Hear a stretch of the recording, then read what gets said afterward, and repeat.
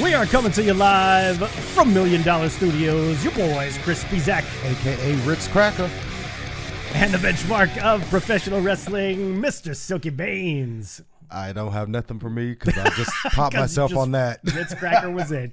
Speez and the Benchmark Show on a Monday night, October 22nd, 2018. Thank you so much for being with us. All of you with us on Periscope or over on the YouTubes, welcome aboard. We're glad to have you. We hope you'll consider hitting that subscribe button. Also, if you want to follow us on Twitter, you can do so at Speez Benchmark. And if you want to pitch into the cause, Silky, we are getting ever closer, as we always are, to becoming super broadcasters on Periscope. So keep those super hearts coming. We appreciate that. Or you can hit us up at the tip jar, tinyurl.com/SB tip jar. We already got a super heart from Lit Mantis. Look at Lit Mantis coming strong already. We saw your boy Dr. Huge. Yeah. All over Monday Night Raw Cheering. tonight. It was beautiful. So that was great. And of course, man, it was a huge night tonight. Lots to talk about on the phone line. So if you want to give us a call, our boy DJ is standing by to take your phone calls and get you here on the air. 832-937-4559 is the number to get in. Or 832-93-SILKY. 832-93-SILKY. We know you got a lot to talk about. Man, just a crazy, crazy night. Yeah. Obviously, the big news, of course, is the announcement that the big dog, Roman Reigns, has been, for quite some time, to just about no one's knowledge, been dealing with leukemia. And apparently kicked it a while back, over 10 years ago. Yeah. And over all this time has just been keeping it on the down low, keeping it out of the public eye. And all of a sudden he made his way to the ring this evening. I saw earlier, as I was looking over Twitter tonight, that there was some speculation that he was injured, that he wasn't at shows this past weekend. And then rumors started that he's injured and how much time is he going to miss and what's the injury and so on and so forth. And, of course, tonight we get our answer and we'll see what's going on. Man, I can't – it was just a gut punch. It was just absolutely unbelievable to have him come out and say what he said. And I'm really at a loss for words here, man. I mean, it is really, really difficult to put into words how difficult it was to watch that promo. It was very, very tough. Yeah, I'm not going to lie. That hit me in the feels, especially at the end when Roman walked to the stage and then Dean and Seth came. Dean and Seth, yeah. And they're all crying. Three of them in tears doing the shield pose. I mean, it was something else. Welcome to Social Mix FC. Glad to have you with us, man. New viewer to the program here on YouTube. Brooke, Juanito, good to see you guys. So you want to shout out the folks over on Periscope there? Sure do. We've got Anthony from Get the Tables, Mac Diesel, both of them dropped some super hearts on us. Michael Berry Sr., TTT, probably a porn bot. England JT, Jody, B After, Jody Mania, Brandon Ted, After. Man, big crowd Ike tonight. Kenobi, Babaruski, all kinds of folks coming in. I love it. Hookah Soli. I love it. I love it. I love it. And A-Sipe Flowion. That's probably another porn bot, but I mean, it's okay. It probably is. It happens. So I agree with Jody Mania. England sucks. Who's cutting onions in here? Damn it, says England JT. I don't think there's any. You said England sucks? You mean cancer sucks? Oh, did I say England sucks? You said England sucks. Oh, England. Cool. My apologies. That is crazy. Michael Berry Sr. with us as well. Good to have you, sir. Yeah, we're going to get to that ending. Boy, Monday Night Raw was just. Yeah, it was. I mean, even if you just take the bookends, the very beginning and the very end, Kim Abell is back. We missed you, Kim. I was starting to wonder if maybe Kim had forgotten about us. We hadn't seen her in quite a while, so welcome back to you, ma'am. Mac Diesel, I hate the porn bots too, because they always lead me to believe I'm about to get laid for the first time. Well, we're sorry to disappoint you, Mac Diesel. So once again, folks, welcome to those of you who are joining us for the first time. Welcome to our regulars, as always. We appreciate you guys being with us. So let's talk a little bit about Roman Reigns here. Silky, your first thoughts on the announcement from Roman Reigns and just kind of what went through your mind when it all went down. When I was watching it, I was just like, this can't be real. Like, did I just hear that? Like, I was kind of in shock. Like, and I'm like, no, this can't be some kind of angle. Like, I mean, it's one of those things where your mind's trying to make sense of it and you're trying to rationalize it to where it's not true. Right. And I went through all that, and then I was just like, this is happening. Like, wow. Yeah, it was tough for sure. And you mentioned earlier that actually maybe it was somebody else that mentioned, would it have been better if they had given us somewhat of a heads up?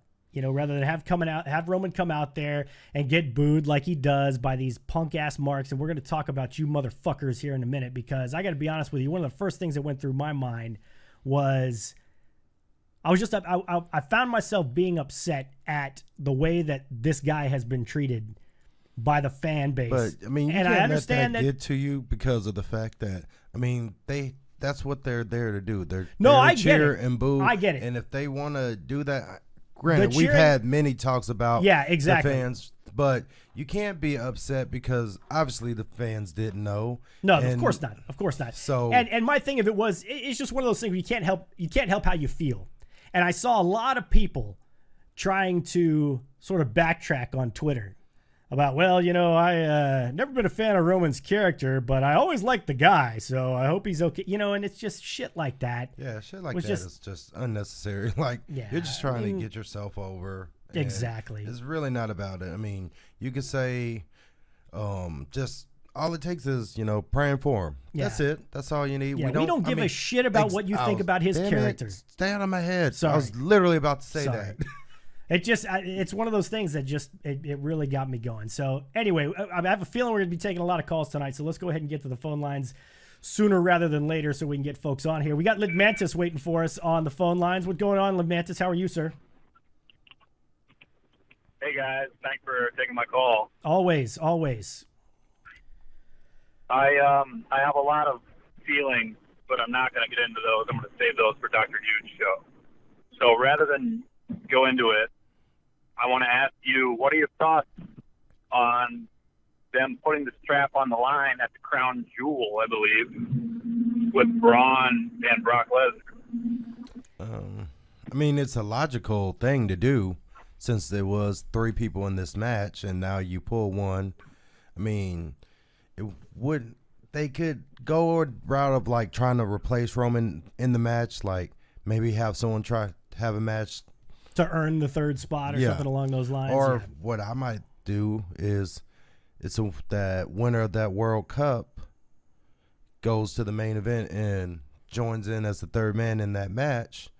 But, I mean, it's logical. So, I mean, I can't really fault them for that. Yeah, exactly. I mean, do I want to really see it? Not really. But what are you going to do? I mean, outside of trying to find a logical way to add someone else to the match, this is the best plan you got. And the Crown Jewel event is already so much of a mess to begin with because, I mean, look, everything that's going on in Saudi Arabia, and we'll get to that later on if we got time for it, but with everything going on in Saudi Arabia right now and the pressure that WWE is under to whether cancel the show, whether we cancel the show or move the show.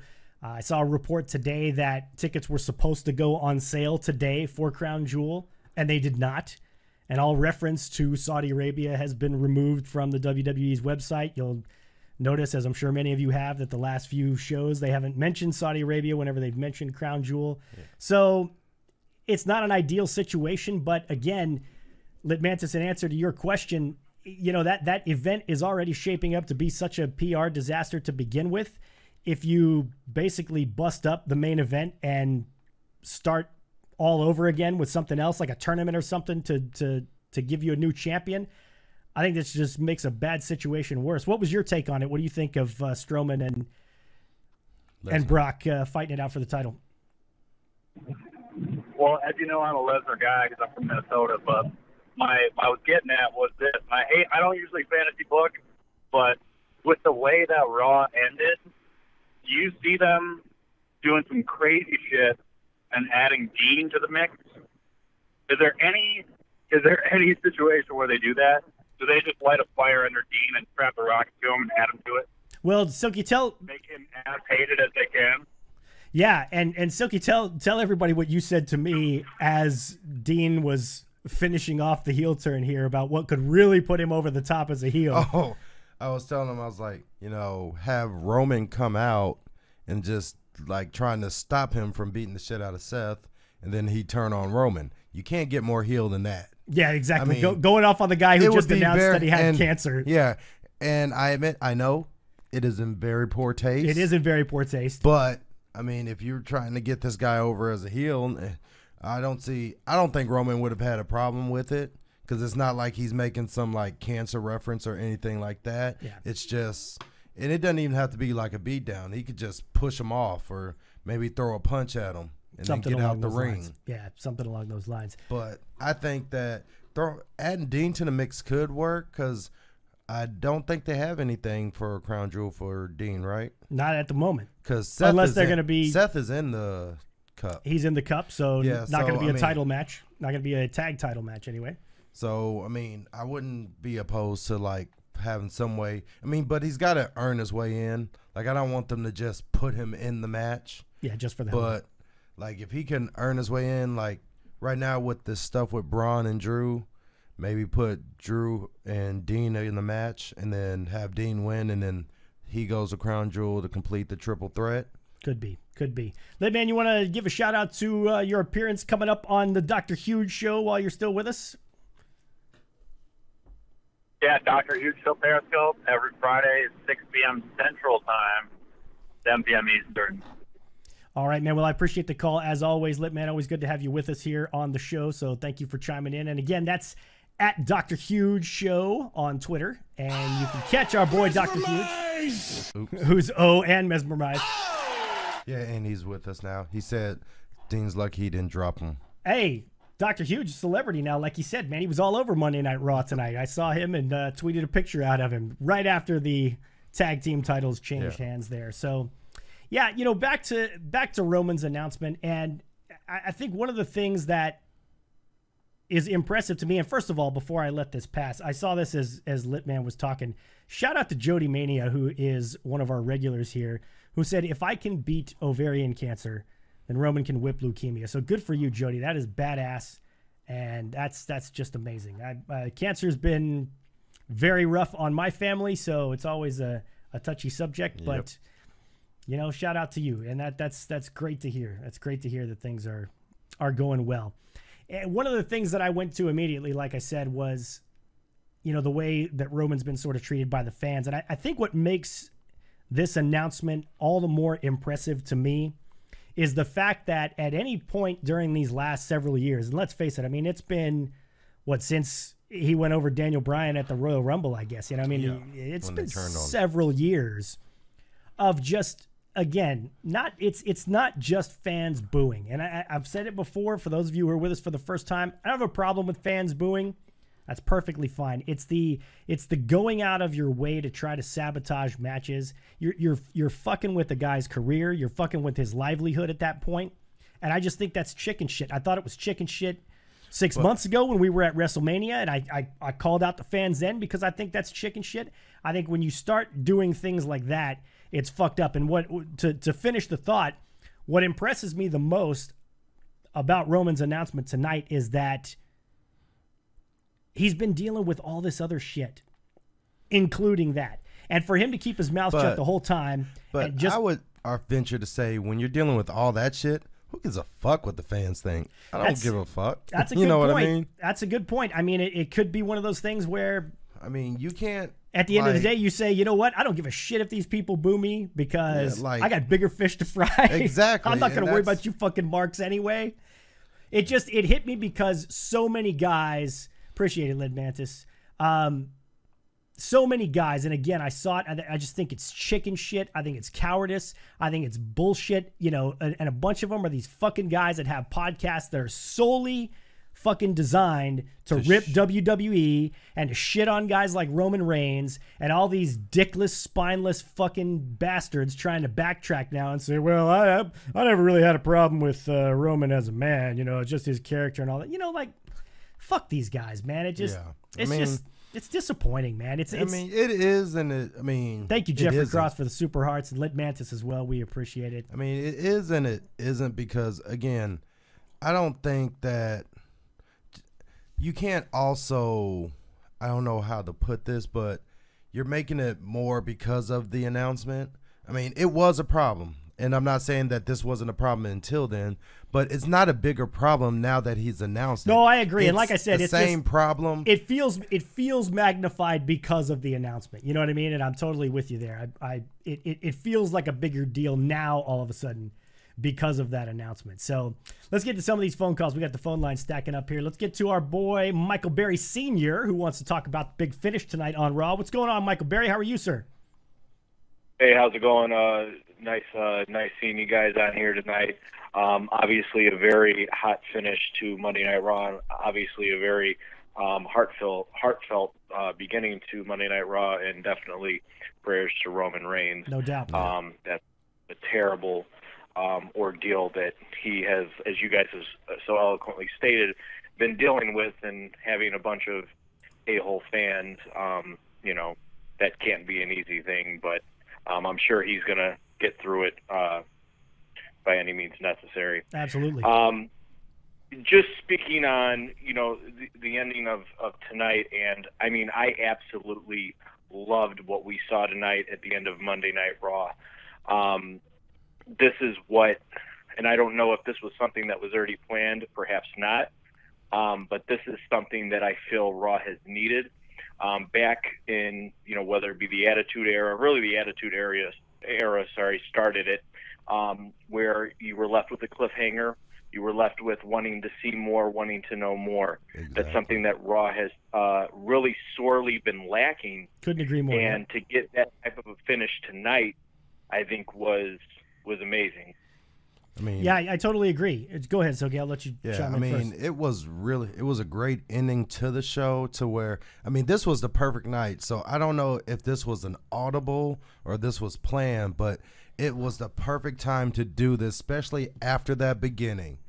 And then you saw how the crowd went up when they won. Oh, yeah. And when Dean hit him with the dirty deeds. We were watching it together. We and it's just like, jaws dropped, man. Like, what the fuck? Yeah, tonight of all nights? Yeah, exactly. And that was the perfect time to do it. So I applaud. You don't hear this a lot on the podcast and stuff, but I applaud WWE booking for the decision to turn Dean tonight. It was a great decision. It's like he was saying, it actually makes me want to watch next week to see what's next, what happens, what's the aftermath of this. Yeah, and I couldn't agree with you more, Michael. As far as that whole idea of the cliffhanger and everything like that, I think they've done a phenomenal job of that on the SmackDown side of things with Becky and Charlotte, particularly with Joe and AJ. I think they did a great job with that. Yeah. There were a lot of times where you kind of left wanting more. Let me ask you this, Michael, before we let you go. Where do you think we go from here? Where do you see things going with Dean and Seth Rollins?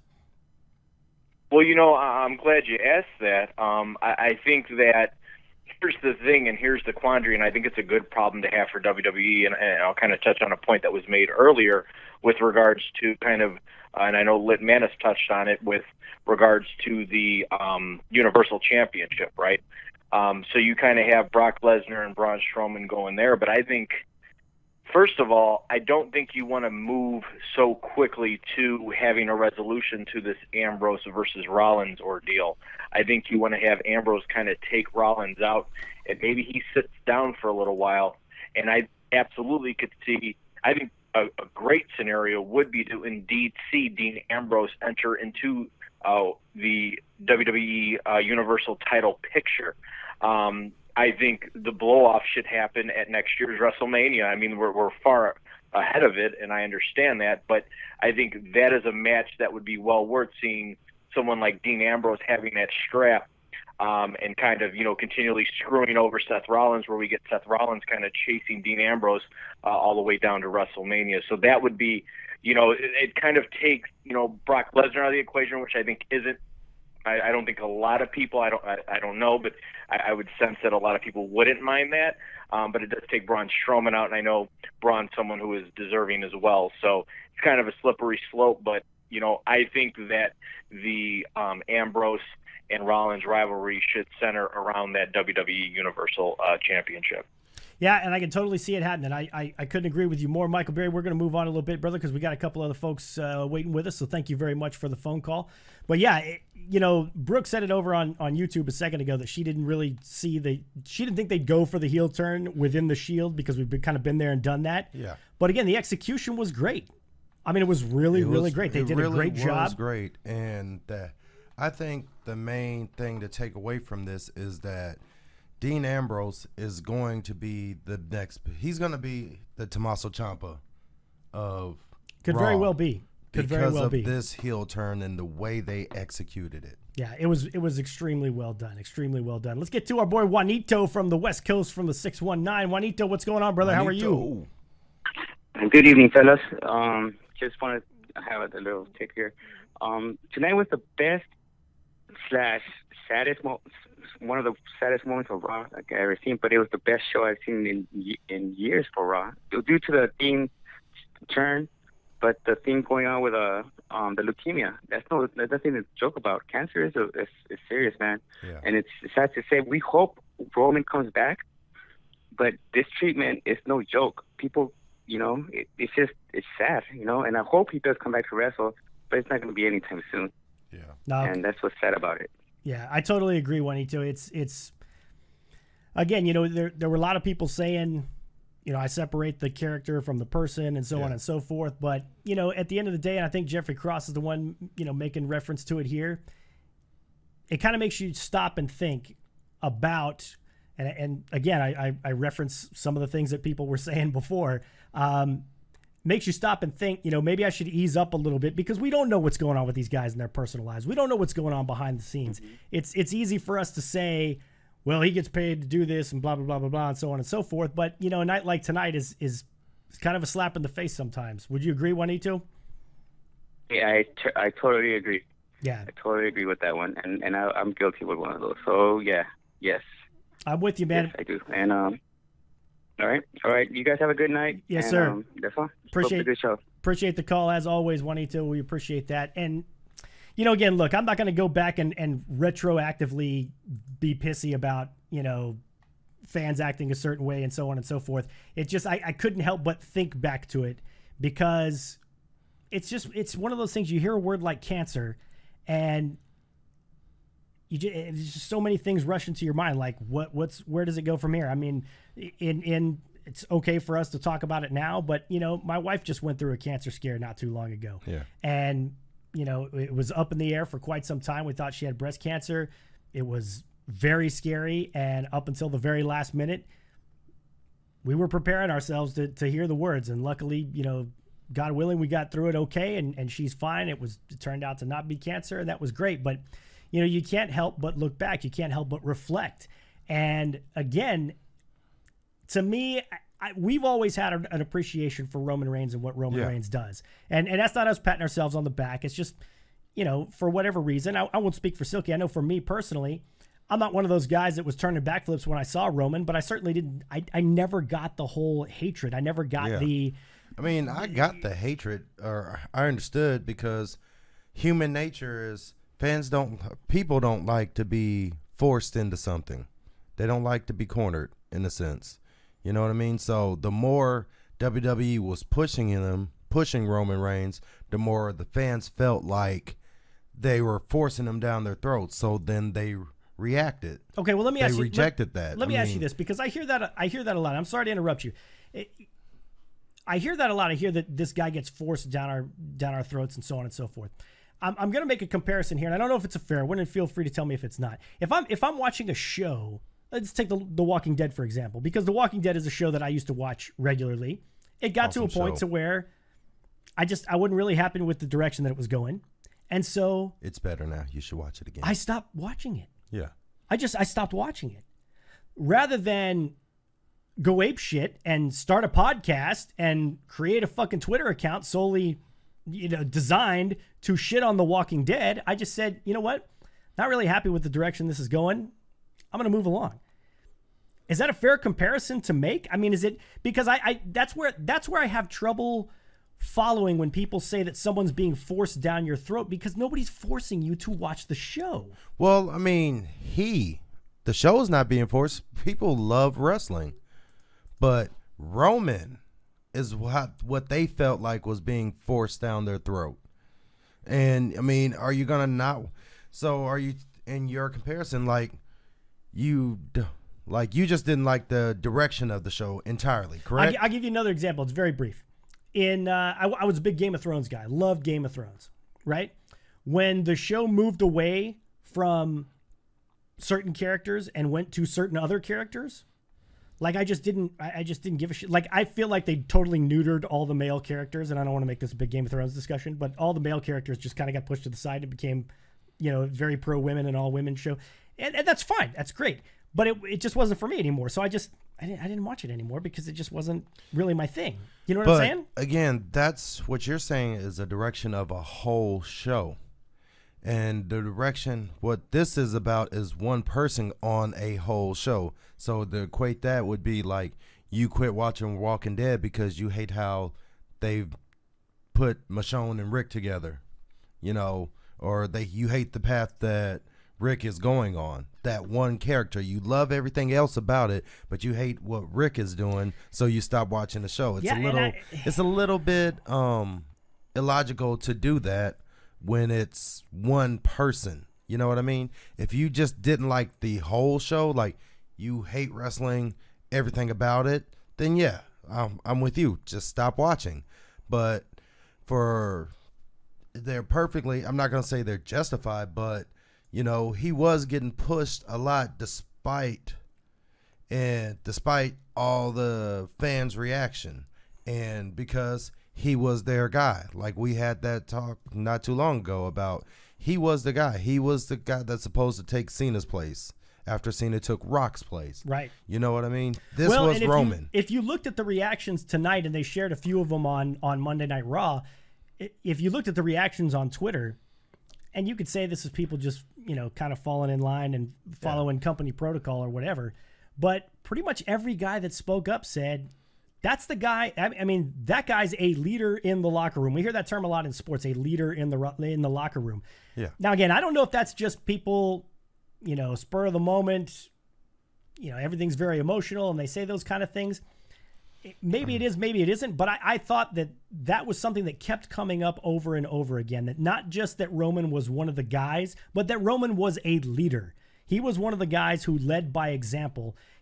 Again, he's been asked to do a lot more than just about everybody on that fucking roster when you think about it. To do it in those, like you say, those harsh conditions of fans just hating and trying everything you do to fuck up your match. And like, I never had a problem with Roman. I do feel like at one point, they were forcing, not, you know what I mean? No, I'm with you. Yeah. But he moves merchandise, as Mr. Politics says. Yep. He moves merchandise. He is awesome in the ring. Like, he is a hell of a worker in the ring. Like, he has great matches. So I get everything about why they were pushing him. And it's just one of those things that I feel like people right now, I feel like they should have that same energy they had. Like, if you didn't like Roman, you didn't like Roman. That's what I'm saying. Have that same energy is the moral of this story. Absolutely right. I don't want people to say, say Silky is shitty. I don't like Silky. He's a horrible person. Then find out something bad's happening and then talk about, oh man, Silky's such a great guy. Yeah. Oh, fuck those guys. Yeah, because that's the first thing I would say is fuck you. Like, and that's exactly, it's disingenuous is exactly what it is. And that's one of the things that you and I have again, not trying to toot our own horns, but toot. Look, we're just going to tell you what we think. Yeah. Some people are going to agree, some people are going to disagree, and that's perfectly fine. But at the end of the day, we're at least going to tell you what we think, and we're going to stick to it. Yeah. I mean, there's a oh God, there was just so much chicken shit backpedaling tonight. It was really fucking disgusting to watch. It was. Yeah, it was. Like I say, I will hate worse the part of people trying to put themselves over through this. Yeah, exactly right. Well, and I tweeted this out before. Look, if you feel the need to let everybody know that you didn't really like Roman's character or you didn't like the way that he was being booked, but I still hope he gets better. Fuck you, man. Yeah. Or that one I was showing you on Facebook where it was, I wanted him to drop the title, but not like this. Hope you get better, Roman. Fuck you. Yeah, you are what's wrong with the world. You are exactly. See, now somebody says that to me jokingly a lot. Yes. But I was looking over Twitter tonight. That was actually the first phrase that came to my mind. I was like, you know what? As much as Silky says I'm everything that's wrong with the world, these fucking people, good God, it's just fucking terrible. Let's get back to the phone lines. Looks like Roman comparing today's fans with old school fans. We got Social Mix joining us here on the phone lines. What's going on, sir? How are you? I'm doing well, gentlemen. How are you? Better question. Doing very well. Doing very well. What's on your mind? No, I was just kind of piggybacking on that. There was a tweet by a pretty well-known podcaster. I won't even bother going with his name, but I think his tweet was amongst the line of, now, because of his promo, that now he's over with the crowd. And I was just kind of like, you know what, man, that's kind of weak. I mean, that just kind of just pointed out, if that's what you really think, then you're part of that, what I feel is that male demographic, because he's got women and children locked. I have a wife and 2 daughters. So, biggest Roman Reigns fan. Of course. I'm not going to say I'm a Roman Reigns fan. I mean, I rock with him. To be honest with you, I cheer him just to kind of troll that particular fan base. What that to me is like, I always kind of teeter what's a mark, and that kind of showed me who the marks are in that case. If you need some type of clear definition of what it is, that's what those are. This is coming from a guy. I'm not going to sit here and say I'm a fan of his or have enjoyed his work. There's things booking wise I felt like they could have done to have gotten him over. I believe there was some months ago there was some huge gauntlet match where Seth Rollins went 4 or 5 guys deep. You put Roman Reigns in that situation, there you go. There's a moment in ring wise that he can get him over. But besides that, I just feel it was real crappy. I hope he gets well soon. It was just kind of bothered me at that point. This is the first podcast that I listened to his show. Even though I disagree with a lot of things he say, I still like his show, and I would listen to his show after every Monday Night Raw. But after that, you guys can see why I'm actually now here listening to you guys after Monday Night Raw, which is most likely going to be a trend that continues. Well, I want to thank you guys for taking my call. I'm going to be my first time listening to you guys. You guys got a great show. I will be back, and I'll be very active in your chat room. Have a great night, guys. Appreciate it, man. Thank you so much for being with us. We appreciate the call and the kind words as well. Yeah, it's disappointing, and Jeffrey Cross says it right there. Hypocrites. There's a lot of hypocritical people, and as Kim says, making people sound completely insincere, and it's unfortunate, but that's the world that we live in nowadays. Yep. So let's talk a little bit more about the end of Monday Night Raw here. So this Dean Ambrose heel turn, like I said, you and I just kind of sat jaw-dropping at the whole thing. It was just crazy. I'm curious to get your thoughts because, again, for those of you who are joining us for the first time, Silky, 12, 13-year veteran. 15. You're at 15? 15. Started in 2003. Wow, I thought it was just 12, 6 months ago. No. But I guess I had it fucked up. So, Silky Green. You are what's wrong with 15-year in-ring veteran. Let me ask you this. Given the circumstances of tonight's announcement, I know you mentioned it earlier how you're not quite sure whether or not they called an audible or if this had already been planned and it just made that much more sense to do it tonight, or it made it that much more emotional to do it tonight. How difficult do you think it was for Dean Ambrose to have to go out there, and you could see the emotion on his face at the start of the show? Yeah. I mean, that scene, and you referenced it earlier, those 3 guys at the top of the ramp, and just you could tell that it was just gut-wrenching for those guys. Yeah. How difficult do you think it was for Dean Ambrose? Because you've been in a situation, I know, where real life and wrestling life clash, and it makes things hard. How hard do you think it was on him tonight to have to go out there and perform the way he did? Honestly, I don't think it would have been that hard just because of the payoff. Yeah. Because, I mean, he knows where he's going with this. We don't. And when you're in the business and you have knowledge of, okay, this is going to happen, it makes it that much better that, oh, my God, we just did this. This is the perfect time. Honestly, if I was there, I would have, or if it was me in that situation, I probably would have lobbied for it. Like right after the speech, I would have went back and been like, hey, we're this is doing the this night. Now. Yeah, we need to do this now. Strike while the iron is hot. And that's just, most wrestlers are like that. They in that frame of mind of, we use real life in stories all the time to get over. Right. You know what I mean? Right. And this is not in a good way, not like these motherfuckers on the internet way trying to get themselves over through real life stuff happening to Roman. but like in a good way. If you can use it, use it. Yeah. Yeah. And that's one of the things that Paul Heyman mentioned in the promo that he cut. And just a quick shout out to Paul Heyman. I never know what to make of Paul Heyman because I've heard from a lot of people and a lot of people that I put a lot of faith in as far as their knowledge and connections within the wrestling industry. And I've heard from a lot of people that Paul Heyman is just completely full of shit. And I mean, he's not full of shit. Yeah, that's my point. But awesome on the mic, but when you think back to like the ECW days and whatnot, he completely did full of shit, like scam artist after scam. Yeah, exactly. Well, my point was, him coming out there on the mic tonight, I thought he did a fantastic job. Mm-hmm. And again, he's another one of those guys where you could see that from an emotional standpoint, for those of you that don't know, when it was rumored that Brock Lesnar was going to be gone for good, and somebody asked Paul Heyman, would you consider managing anybody else?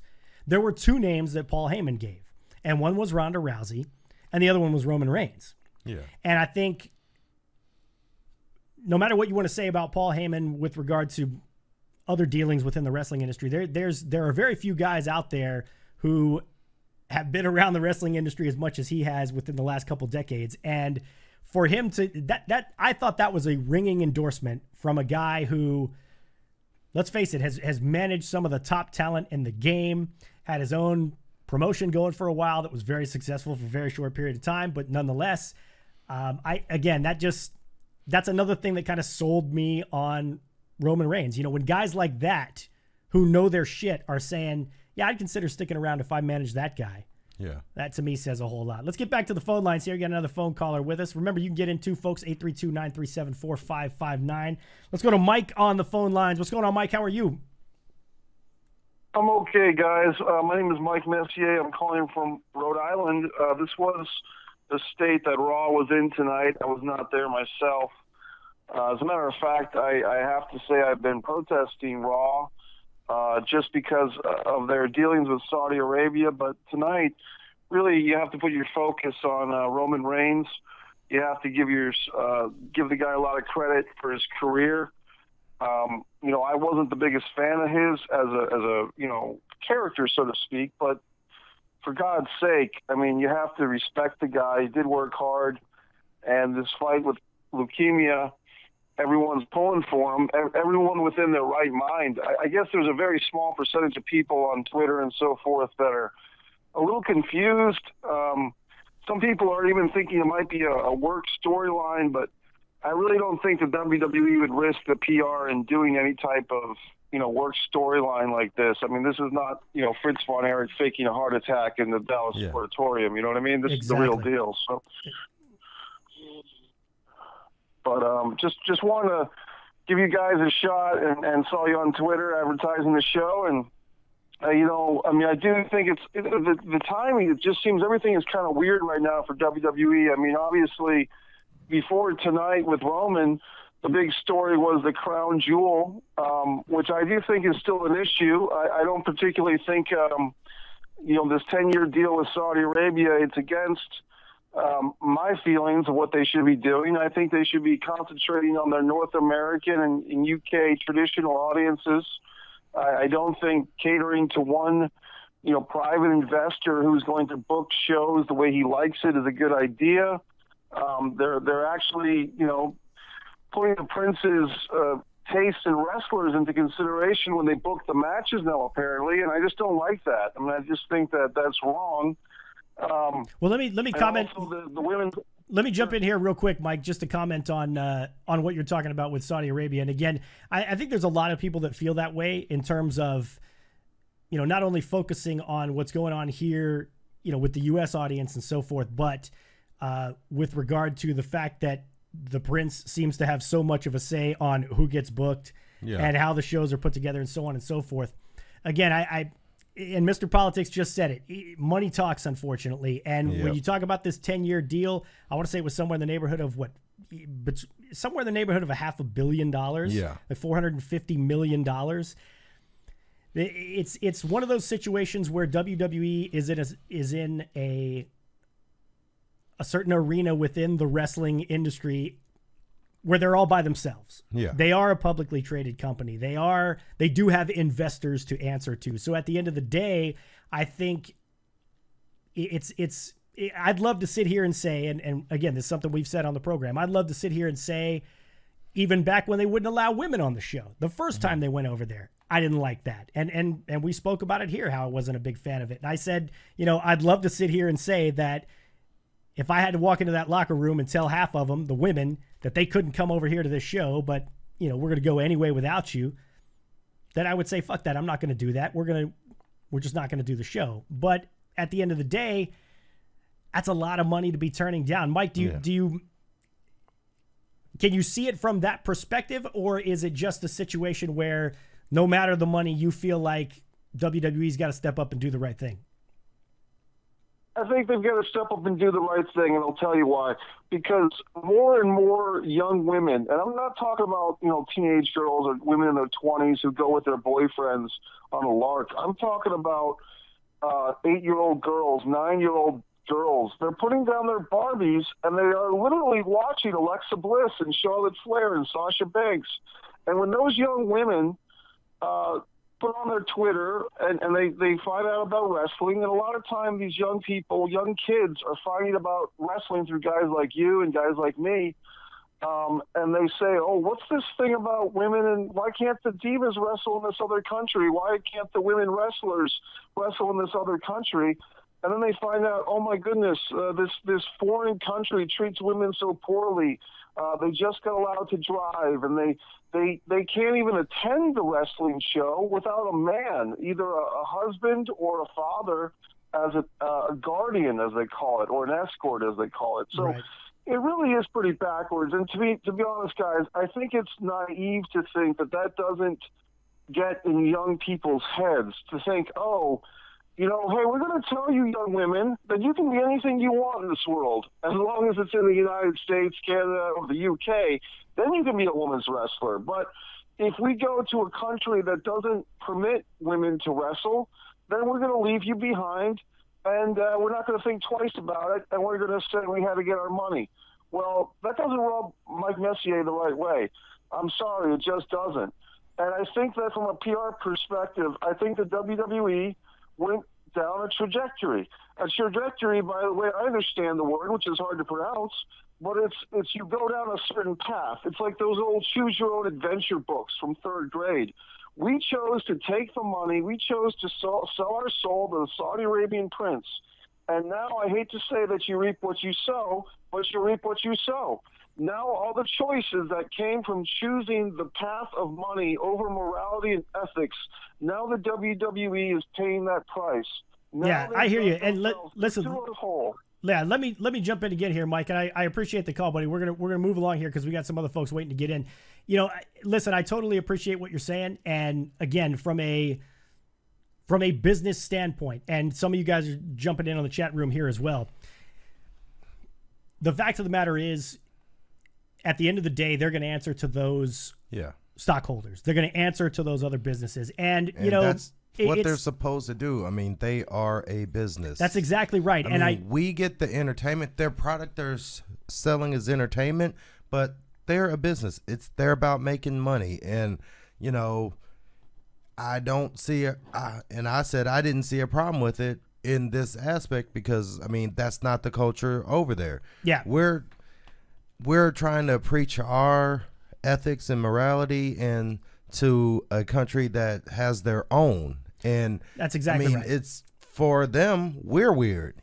No, I totally agree. If you look at it like that, to the Saudi people, we're weird for letting our women drive, vote, and, have opinions and shit. And listen, I totally agree, Mike, with what you're saying. But at the same time, like, again, my own personal opinion, I don't like it. I don't like it. I didn't like it when they went the first time, and I certainly don't like that they're going now, given all the shit that's going on over there now. But I have to, as a logical, rational thinking human being, say to myself, the guy's putting $500 million on the table to my company, whose job it is to make money for my shareholders. it's going to be a difficult pass for me. It's going to be a difficult no. And I know that we'd all love to live in a world where people say, nah, you know what? I'm just going to do the right thing and fuck the money because this is wrong and we're not going to do this shit.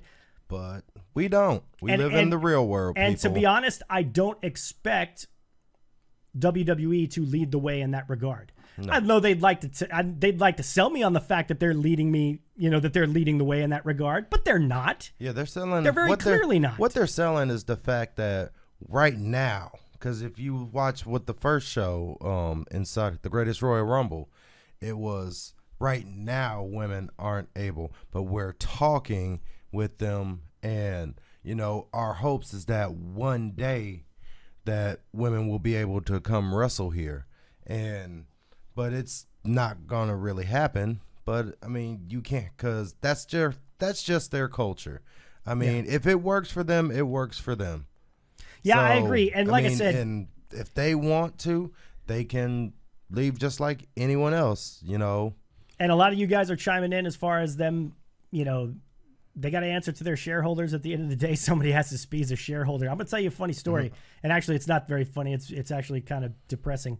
I sent my boss, I think I've shared this on the program before. Yeah. I sent my boss a heads up that WWE was about to renegotiate their TV deal, and he might want to consider buying some WWE stock. This was when it was like $38 a share in May. So we're talking, 4 or 5 months ago? And in that short period of time, it shot up to goddamn near $100 a fucking share. I could have made him so much money. Maybe I would have gotten paid more money myself. Yeah, he might have broke you off. You're not going to say it's not partially selfish. You probably would have. Did not do that. Your people. Would that be the Ritz crackers? Yes, it would. Not to do that. I mean, you could. I gave you the high class. I could have said premium. That's true. Called just saltines and shit. Get the tables dropping many Super Hearts here. Silky, you want to give a Super Heart shout out while we're moving along here? Super Heart shout out Anthony, Mag Diesel, Jeff Cross, Lit Manis, Alistair Fiend. Alistair Fiend, we missed you when you jumped in earlier. And Mike Bear Sr. Thank you guys very much. So we appreciate that. Keep them coming. And again, if you want to get in on the phone lines, 832-937-4559. And I'm not pointing at my junk. I'm pointing at the tip jar. Okay, I thought you were going to do your 832-93 Silky jingle, but 832-93 Silky.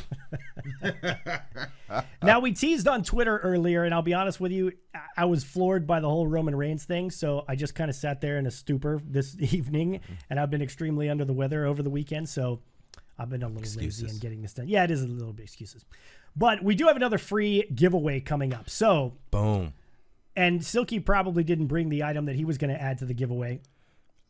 Don't fucking do that to me. Okay, well, you just said a minute ago that I'm making excuses. So since you're making excuses for what you didn't do, I'm going to make an excuse for what you didn't do as well. I brought it. You're a lying sack of shit. You didn't bring anything.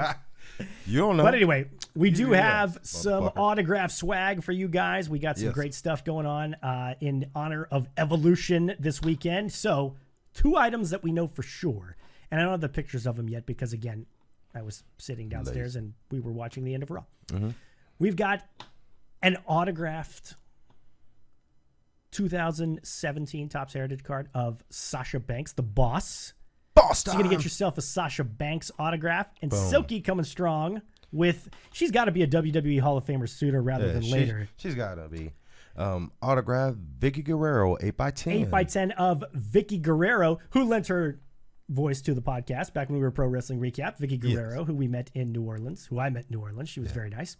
So you get yourself a Sasha Banks autograph. You get yourself a Vicky Guerrero autograph. We're going to have more details on that in the coming days leading up to Evolution. So make sure you're following us at Speez Benchmark over on the Twitters, and we'll give you more details on that.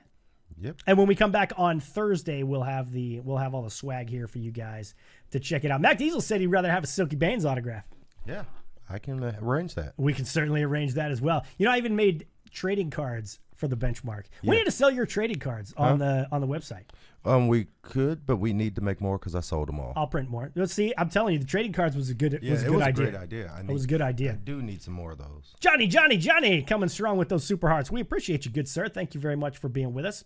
So let's shift gears for a moment. I know there's a lot that went on with Raw and the Shield, Dean Ambrose, Roman Reigns announcement, of course. But I want to take a step back to the weekend and talk a little bit about the NWA 70th anniversary show. Now, Yes. we saw, and spoiler alert for those of you who might be willing to or wanting to go back and watch it, we are going to talk about the results here. So you might mute the show for just a minute here. We did see Cody Rhodes drop the NWA World's Heavyweight Championship back to Nick Aldis this past weekend. Which was a bummer because I'm not a fan of transitional champs. Like, I'm not a fan of just winning the title. And I get All In was his show and, you know, make history, first father and son duo to ever hold the NWA World title. But I'm not a fan of just doing it for that and then dropping it right back to him. And my take on that was, this is another prime example of why you can't really compare the way WWE is booked to the way other shows are booked. And here's what I mean. It worked out perfectly that Cody Rhodes got to win the NWA World's Heavyweight Championship at All In, an event that he put on. He's the first ever generational champion, and that, you know, first ever guy whose father was also the champ, and now he's the champ. So it was a huge moment for him. But at the same time, Billy Corgan and company got to have a title change at their big show. And he got to give it right back, because one of the questions that we had, I know I had, was, is Cody really going to defend this title all that much? You know, because he's not a regular NWA guy. Nick Aldis, for all intents and purposes, is an NWA guy. Yeah. He went on, for those of you that don't follow them, we talked about it on our show earlier this year. He went on something called the Aldis Crusade earlier this year, where he defended the NWA World's Heavyweight Championship around the world. Yes. I mean, he went all around the world, and that's, you know, a tip of the cap to Billy Corgan and the guys over there for what they're doing to try to bring that promotion and that title back to prominence. Really the first one in a while, because the last few, and I could be wrong, I could call him an ass, but last few NWA World Champs really didn't travel as much. I know Conway did, but I don't think Jax did. Jax Dane, yep. Tim Storm, I don't think he really did travel that much. I think I can't remember hearing of him going overseas. Yeah. But then again, it also could be like they really made this a big spectacle. And I think it ended in China with the first ever NWA World Title match in China, Aldis and Colt Cabana. Yeah, it was a big deal. Yeah, it was a big deal. And again, it could just be they didn't hype it as much as they were hyping Aldis going all over the world. Yeah, I totally agree. Get the tables. Aldis is working his ass off. And shout out to you, Mac Diesel. Thanks for chiming in with us. We appreciate that. So my question to you is, and we'll sort of wrap things up for the night here. There is speculation that the reason that Cody lost the title as quickly as he did, and there is speculation that he could also be in the works to losing the IWGP United States title. And when I say there's speculation, motherfuckers on Twitter talking about it. Twicker. Speculation that they're getting the titles off of him because he's not planning on re-signing, and he could be returning to the WWE. I don't know if that's actually true. Regardless of whether or not it's true, do you think that this title loss, is there more to it than just, because to me, it makes complete sense that, again, you give Cody a chance to win the title at All In, so he gets to go over at his big event. Mm-hmm. And then you give the title back to him at NWA 70 because totally they get a title change at their big show, and you get a full-time NWA wrestler with the belt. So it makes sense. But is there anything to the idea that maybe they're getting the belts off of him because he's planning on moving on? No, I don't think so. I think, honestly, it's just what you said.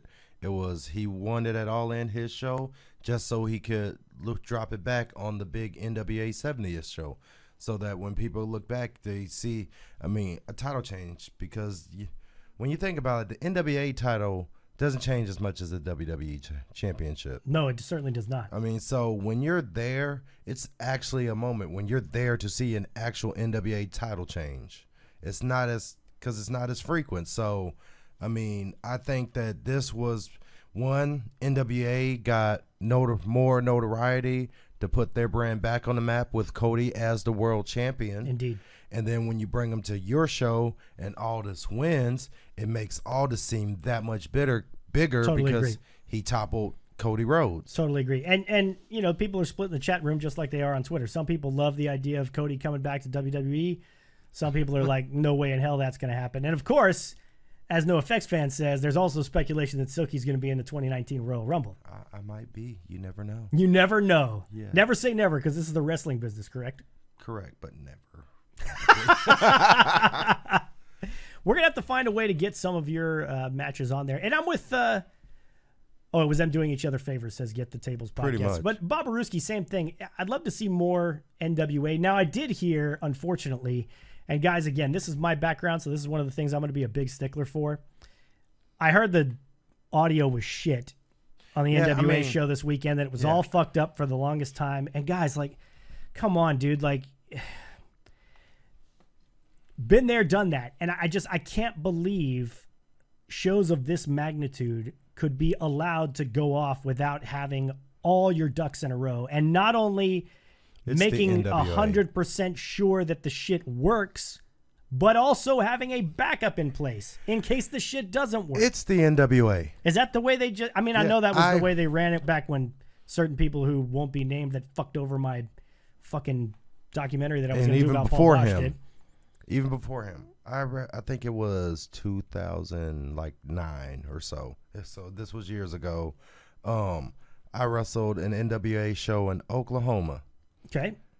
Oklahoma is governed by the Athletic Commission because Oklahoma views wrestling as a sport and not an entertainment. And therefore... Therefore, you need license. You need blood work. You have to get blood work and so on and so forth. You got to get a physical. So I go to this show, and I have all my stuff because I've wrestled in Oklahoma before. Apparently, they did not tell all the other workers. So I ended up wrestling twice on NWA TV in Oklahoma because your NWA champ showed up, did not have paperwork because he was not told he needed paperwork to wrestle in Oklahoma. Your NWA World Tag Team champs showed up, could not wrestle because they were not told. Your NWA National champ was there. I mean, all these big heavy hitters in the NWA. And you're sitting there like, how can you bring...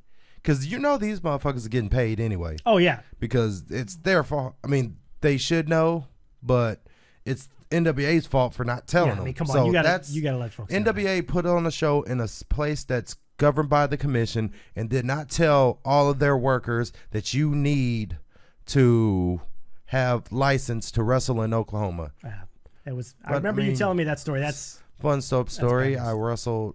That was the show I wrestled Marty the Moth. Oh, right on. Well, before he was Marty the Moth. They asked about the casket match. Let's give some details on the casket match before we call it a night. It hurt. He went through another... Silky's been through 3 tables in the last... 2 weeks. 2 weeks? Yeah, completely insane. The crowd loved it. It was packed house there. This is awesome. Yep. This is awesome chant. I got hit with kendo sticks. I hit him with kendo. We broke like 2 tables and a chair. And of course, I got to put the hometown boy over, which Silky is not from Corpus Christi. So yeah, Pitbull Rue went over in that match. But it was pretty funny because the announcer gave me what I felt was a shitty announcement. So I took the mic and I did my own Kennedy thing and, told him that I'm from the great state of Las Vegas. Or the great city of Las Vegas if you're a, city. And, I was trained by Tugboat Taylor. I'm a 15-year vet, so you guys should be happy that I'm in this dump of a town. And they really hated me after that. I was going to say Heel Silky. I haven't seen Heel Silky in a while, man. Yeah, it was pretty fun. And, because I like Heel Silky because Heel Silky gets to think of fucked up things to do to a person and then do them. Yeah, I think it would be a lot more fun working heel. Let's give a shout out to our Super Hearts, folks. All of you dropping Super Hearts on the Periscope. Hearts. We appreciate that very much. Shout out to Anthony, Jeff Cross, Lit Manis, Johnny with like 16 Ys, Mac Diesel, Alistair Fiend, and Michael Bear Sr. Appreciate all you guys and all of you chiming in on the chat room. NoFX fan, Get the Tables, Bob Aruski. Welcome, Kim. Good to have you back. Our new folks who called in tonight, we appreciate you guys. Glad you found the program. Again, we hope you'll subscribe. We are at Speez Benchmark on Twitter and Periscope. And you can follow us on YouTube, tinyurl.com/Speez Benchmark. And another shout out to Juanito, who dropped some ducats in the tip jar earlier today. Juanito. tinyurl.com/SB tip jar. You see the website right up there on screen. These bills need to get paid, people. Indeed, they do if you want to chip into the cause here. So thank you guys very much. Anything else you want to pimp out before we get out of here tonight, Silky? Are you good? November 3rd, back at it again, DZW at the Katie's Elks Lodge. Katy, Texas. We love you too, Kim. Thank you so much for being with us. So, for the Benchmark, Silky Bain. Yo. Chris Speezak. We are back on Thursday night, 8 p.m. Central, right here on the Speez and the Benchmark Show. Have a good night, everybody. We'll see you next time. We got to finish with the Roman thing. The Roman thing. Yeah.